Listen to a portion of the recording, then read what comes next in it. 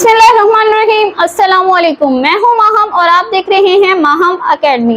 अगर आप MD cat biology की तैयारी कर रहे हैं तो ये वीडियो आपके लिए बहुत इंपॉर्टेंट है। जैसा कि आप लोग जानते हैं कि एमडी कैट होने में थोड़ा सा टाइम बाकी है और आपका एक एक सेकंड कीमती है। तो आज की वीडियो में इसी हवाले से बनाई गई है। इसमें जो है बहुत इंपॉर्टेंट एमसीक्यूज रखे गए हैं जो कि एमडी कैट में बार बार पूछे गए हैं। तो इस वीडियो के अंदर ना सिर्फ आपको जो है एमसीक्यूज का आंसर बताया जाएगा बल्कि आपका तमाम कंसेप्ट भी क्लियर किया जाएगा, ताकि उस टॉपिक के हवाले से कोई भी क्वेश्चन पूछा जाता है या क्वेश्चन को चेंज करके किसी और फॉर्म में पूछा जाता है तो आप इजीली आंसर कर सकें और आप कंफ्यूज ना हो। तो चलिए स्टार्ट करते हैं। एक रजिस्टर और पेन ले लीजिए ताकि आप साथ साथ नोट करते रहें। Which part of brain contain central chemoreceptors that monitor carbon dioxide level in blood? वो कहते हैं कि ब्रेन का कौन सा पार्ट है जिसके पास सेंट्रल कीमोरिसेप्टर होते हैं जो हमारे ब्लड के अंदर कार्बन डाइऑक्साइड लेवल को देखते रहते हैं, मॉनिटर करते हैं। ठीक है, option A pons, option B mid brain, option C hypothalamus, option D medulla oblongata. तो आपके पास 5 सेकंड्स हैं। 5 सेकंड्स में आप इसका आंसर मुझे कमेंट्स में बताएं। अगर आपका आंसर डी है तो ये बिल्कुल ठीक है। इसका आंसर है मेडुला ऑब्लोंगेटा। मेडुला ऑब्लोंगेटा क्या है? ये पार्ट ऑफ ब्रेन है, हमारे दिमाग का एक हिस्सा है जिसके पास सेंट्रल कीमोरिसेप्टर्स होते हैं। ठीक है, बेसिकली मेडुला ऑब्लोंगेटा का क्या काम है? ये इनवॉलेंट्री एक्शंस को कंट्रोल करता है, जैसे ब्रीदिंग, हमारे सांस लेने को, हार्ट बीट को, इसको जो है ये कंट्रोल करता है। और यहाँ पर इसका क्या काम है कि जिस वक्त हम एक्सरसाइज करते हैं या दौड़ते हैं तो उस वक्त जो है हमारी ज्यादा एनर्जी यूज हो रही होती है, तो एनर्जी की कमी को पूरा करने के लिए हमारी बॉडी के अंदर सेलुलर रिस्पायरेशन होती है। ठीक है, तो सेलुलर रिस्पायरेशन जब ज्यादा होती है तो उस वक्त कार्बन डाइऑक्साइड प्रोड्यूस होती है। तो कार्बन डाइऑक्साइड जब प्रोड्यूस होती है तो ब्लड के अंदर कार्बन डाइऑक्साइड का लेवल जो है वो इंक्रीज कर जाता है, ब्लड के अंदर कार्बन डाइऑक्साइड ज्यादा हो जाती है।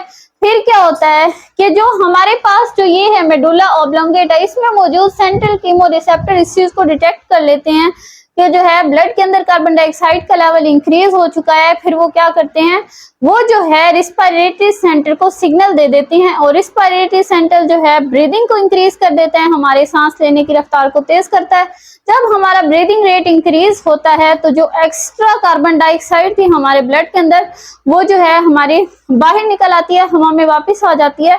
तो जिसकी वजह से हमारे ब्लड के अंदर कार्बन डाइऑक्साइड का लेवल जो है वो मेंटेन हो जाता है।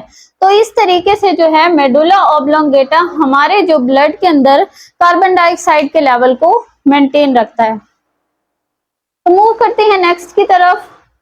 Which component of a reflex arc connects the sensory neuron to the motor neuron within the spinal cord? ठीक है, जो रिफ्लेक्स आर्क है ना, ये एक पाथवे है जिससे जो है रिफ्लेक्स एक्शन प्रोड्यूस होता है। रिफ्लेक्स एक्शन किसे कहते हैं? जैसा कि कभी कभी अगर हमारा किसी गर्म चीज को हाथ लग जाए, गर्म इस्त्री को, या अगर हम कोई गर्म देगची उठा लें तो खुद से अचानक से छोड़ देते हैं बगैर सोचे समझे, तो इस चीज को हम रिफ्लेक्स एक्शन कहते हैं। तो इसके कुछ कंपोनेंट्स होते हैं तो हम उसको डिस्कस करते हैं।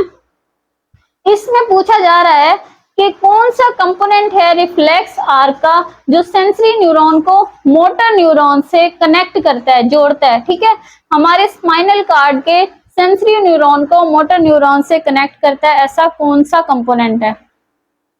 तो ये आपने बताना है।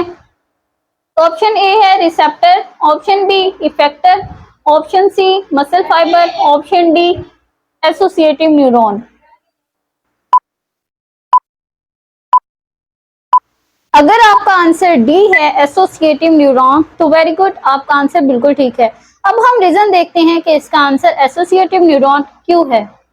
ठीक है, तो रिफ्लेक्स आर्क के कंपोनेंट्स होते हैं। ठीक है, तो सेंसरी न्यूरॉन भी एक कंपोनेंट है, मोटर न्यूरॉन भी एक कंपोनेंट है। हमने ये देखना था कि इनके दरमियान में कौन सा कंपोनेंट होता है जो इन दोनों को जोड़ता है। तो सबसे पहले क्या होता है कि जब हम किसी गर्म चीज को छूते हैं तो हमारी स्किन के अंदर मौजूद रिसेप्टर जो हैं वो उसको डिटेक्ट करते हैं और सेंसरी न्यूरॉन जो होते हैं वो मैसेज कहाँ पर ले जाते हैं, वो एसोसिएटिव न्यूरॉन जिसको हम इंटरन्यूरॉन्स भी कहते हैं, उनके पास ले जाते हैं। ठीक है, इंटरन्यूरॉन्स क्या करते हैं, उस मैसेज को मोटर न्यूरॉन तक ले जाते हैं और मोटर न्यूरॉन्स जो है उस मैसेज को इफेक्टर तक ले जाते हैं और इफेक्टर जो है इफेक्ट प्रोड्यूस करवाते हैं, यानी हम हाथ को पीछे की तरफ वापस खींच लेते हैं।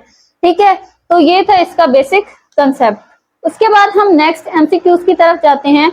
वो है हमारे पास the 9:3:3:1 ratio of law of independent assortment can be affected by. ठीक है, इंडिपेंडेंट असॉर्टमेंट का जो लॉ है उसकी रेशो जो है वो किस वजह से इफेक्ट हो सकती है, वो हमने बताना है। Option A genetic drift, option B small population, option C gene linkage, option D gene duplication. अगर आपका आंसर जीन लिंकेज है तो आप बिल्कुल ठीक हैं, वेरी गुड। तो अब हम देखते हैं कि इसका आंसर जीन लिंकेज कैसे है। ठीक है, तो देखिए यहाँ पे बात हुई है law of independent assortment. Law of independent assortment क्या कहता है कि जीन्स जो हैं वो आजाद होते हैं, अलग अलग होते हैं। ठीक है, लेकिन जीन लिंकेज से क्या मुराद है कि जीन्स ने लिंक बनाया हुआ है, जीन इकट्ठे हैं। ठीक है, क्रोमोसोम के ऊपर जीन इकट्ठे मौजूद है, यहाँ पे आजाद नहीं है। ठीक है, अलग अलग नहीं है। इस वजह से जो इसका आंसर है वो क्या बनता है, जीन लिंकेज। नेक्स्ट मूव करते हैं हम। क्वेश्चन 4 है हमारे पास, best description of the process of crossing over during meiosis. आपने जो है म्योसिस के दौरान होने वाली क्रॉसिंग ओवर की डेफिनेशन बतानी है, उसको इन शॉर्ट जो है आपने डिफाइन करना है। तो हम कैसे करेंगे? ऑप्शन ए है हमारे पास duplication of chromosome, option B exchange of genes between non sister chromatids, option C movement of chromosome to the opposite pole, option D separation of sister chromatid. अगर आपका आंसर ऑप्शन बी है तो आपका answer बिल्कुल ठीक है, very good. क्योंकि जो है क्रॉसिंग ओवर किसे कहते हैं? Exchange of genes between non sister chromatid. Non sister, एक क्रोमोसोम के जो नॉन सिस्टर क्रोमेटिड्स होते हैं, ठीक है, होमोलोगस क्रोमोसोम्स के जो नॉन सिस्टर क्रोमेटिड्स हैं वो अपना जेनेटिक मटेरियल एक्सचेंज करते हैं और इस चीज को ही हम क्या कहते हैं? Crossing over. ये होता कब है? म्योसिस के अंदर प्रोफेज 1 में होमोलोगस क्रोमोसोम अपने नॉन सिस्टर क्रोमेटिड से अपना जेनेटिक मटेरियल एक्सचेंज करते हैं और इसे हम क्रॉसिंग ओवर कहते हैं। तो नेक्स्ट मूव करते हैं। नेक्स्ट है हमारे पास total number of linkage groups in normal human is. Linkage group किस चीज के हैं? जीन्स के। हमारे जो ह्यूमन के अंदर total number of gene linkage group कितने हैं, हमने ये बताना है। ठीक है, जीन लिंकेज से क्या मुराद है कि क्रोमोसोम पर जीन्स लिंकेज बनाकर ग्रुप की फॉर्म में होंगे। ठीक है, तो हमने ये बताना है। Option A 2, option B 23, option C 46, option D 92। अगर आपका आंसर ऑप्शन बी है तो आप बिल्कुल ठीक हैं, क्योंकि जो हमारे पास जो है जीन लिंकेज ग्रुप से क्या मुराद है कि वहां पर जो है क्रोमोसोम के ऊपर जो जीन्स मौजूद हैं उन्होंने लिंकेज बनाया हुआ है और उसे हम जीन लिंकेज ग्रुप कह रहे हैं। ठीक है, यानी वो आजाद नहीं है। अगर जो है इंसान में देखा जाए वो टोटल नंबर ऑफ क्रोमोसोम जो है 46 हैं। ठीक है, तो जो है ना हमारे पास जो जीन लिंकेज ग्रुप हम फाइंड करने लगे हैं वो हैप्लॉइड नंबर ऑफ क्रोमोसोम्स होता है। यानी अगर इंसान में क्रोमोसोम्स 46 हैं तो हमारे पास जो जीन लिंकेज ग्रुप हैं वो 23 होंगे। नेक्स्ट मूव करते हैं। क्वेश्चन 6 है हमारे पास, needles granules is a specialised structure in neuron formed by modification of. वो कहते हैं न्यूरॉन के अंदर एक खास स्ट्रक्चर है जिसे हम नेजल ग्रैन्यूल्स कहते हैं और इनका काम क्या है? इनका काम है प्रोटीन बनवाना। तो हमने देखना है कि वो किस चीज की मॉडिफिकेशन से, किन चीजों के मिलने से बने हुए हैं। तो गोल्गी बॉडीज और smooth endoplasmic reticulum option A है। ऑप्शन बी है हमारे पास peroxisome and mitochondria, option C है lysosomes and vacuole, option D है ribosome and rough endoplasmic reticulum. अगर आपका आंसर ऑप्शन डी है तो आपका जो आंसर है वो बिल्कुल ठीक है, क्योंकि जो है हमारे पास नीडल्स ग्रैन्यूल्स जो हैं इनका बेसिकली काम है प्रोटीन बनवाना। तो प्रोटीन बनाने के लिए राइबोसोम जो होते हैं उनको हम प्रोटीन फैक्ट्री कहते हैं और वो मशहूर है कि उन्होंने प्रोटीन बनवानी होती है। तो नीजल ग्रेन्यूल्स जो हैं वो राइबोसोम और रफ एंडोप्लाज्मिक रेटिकुलम की मॉडिफिकेशन से नीजल ग्रेन्यूल्स न्यूरॉन्स के अंदर बनते हैं। ठीक है, तो नेक्स्ट मूव करते हैं हमारे पास, what is the function of centromere. जो क्रोमोसोम के दरमियान में मौजूद होता है सेंट्रोमियर, उसका क्या काम है। ठीक है, ऑप्शन ए है टू प्रोटेक्ट क्रोमोसोम, क्रोमोसोम की हिफाजत करना, initiate DNA replication, DNA replication को स्टार्ट करवाना, to hold sister chromatid together, sister chromatids को इकट्ठे करके रखना, टू कैरी जेनेटिक इंफॉर्मेशन, या फिर जेनेटिक इंफॉर्मेशन को कैरी करना। अगर आपका आंसर ऑप्शन सी है तो ये बिल्कुल ठीक है, क्योंकि जो सेंट्रोमियर होता है वो सिस्टर क्रोमेटिड्स को इकट्ठे करके रखता है। बिल्कुल ऐसे ही होता है जैसे दो सिस्टर्स खड़ी हों और वो एक दूसरे का हाथ पकड़ लें। जो हाथ पकड़ने वाली जगह है वो सेंट्रोमियर है। ठीक है, जो सेंट्रोमियर जो होता है वो क्या करता है, सिस्टर क्रोमेटिड्स को इकट्ठे होल्ड करके रखता है। आगे मूव करते हैं, क्वेश्चन 8 है हमारे पास, all are the functions of lysosome except. Lysosome क्या होते हैं। लाइसोसोम हमारे जो सेल के अंदर है ये क्लीनिंग बॉडीज हैं। ठीक है, क्लीनिंग सेंटर है, इसको हम सुसाइड बैग भी कह सकते हैं। ये सफाई का काम करता है और इसके पास क्या होते हैं, डाइजेस्टिव एंजाइम्स होते हैं। ठीक है, तो ऑप्शन ए है हमारे पास intercellular digestion, lipid synthesis, option B, option C removal of waste, option D autophagy. तो इसमें से कौन सा ऐसा फंक्शन है जो लाइसोसोम नहीं करता। अगर आपका आंसर जो है वो बी है लिपिड सिंथेसिस, तो आप बिल्कुल ठीक हैं, क्योंकि लिपिड सिंथेसिस एक ऐसा फंक्शन है जो लाइसोसोम का काम नहीं है। लाइसोसोम बेसिकली डाइजेशन करवाता है क्योंकि इसके पास डाइजेस्टिव एंजाइम्स होते हैं।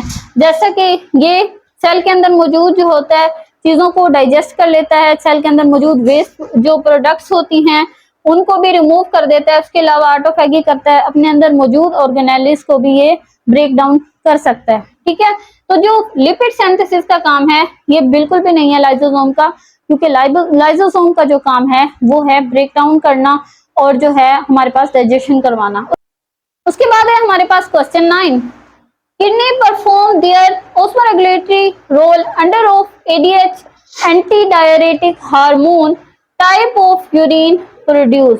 वो कहते हैं जब हमारा किडनी क्या करता है, जब एडीएच रिलीज होता है एंटी डायरेटिक हार्मोन, ठीक है, तो उस टाइम किस टाइप का यूरिन प्रोड्यूस होता है। ठीक है, एंटी डायरेटिक हार्मोन जो है वो रीअब्जॉर्प्शन के लिए जाना जाता है। उसका काम क्या है, वो रीअब्जॉर्प्शन ऑफ वाटर करवाता है, पानी को दोबारा से अब्जॉर्ब करवाता है। ठीक है, तो हम देखते हैं ऑप्शन ए है हमारे पास, हाइपोटोनिक यूरिन बनवाएगा वो, option B hypertonic, option C hypotonic और डिक्रीज वॉल्यूम, ऑप्शन डी है hypertonic urine with decreased volume. अगर आपका आंसर ऑप्शन डी है hypertonic urine with decreased volume, तो ये बिल्कुल ठीक है, क्योंकि हमारे पास एंटी डायरेटिक हार्मोन का काम क्या है कि वो पानी को रीअब्जॉर्ब करवाता है, रीअब्जॉर्प्शन ऑफ वाटर करवाता है। जब पानी वापस से अब्जॉर्ब हो जाएगा तो यूरिन क्या होगा, कंसंट्रेटेड हो जाएगा, कंसंट्रेटेड होने की वजह से उसका वॉल्यूम कम हो जाएगा। ठीक है, तो ये जो है हाइपरटोनिक यूरिन हो जाएगा और उसका वॉल्यूम भी क्या हो जाएगा, कम हो जाएगा। अगर आपको लेक्चर अच्छा लगा है तो अपनी फ्रेंड से और फेलोज से शेयर करें और चैनल को सब्सक्राइब करें ताकि आने वाली वीडियोस का नोटिफिकेशन आपको पहुंचता रहे। Thank you, Allah Hafiz.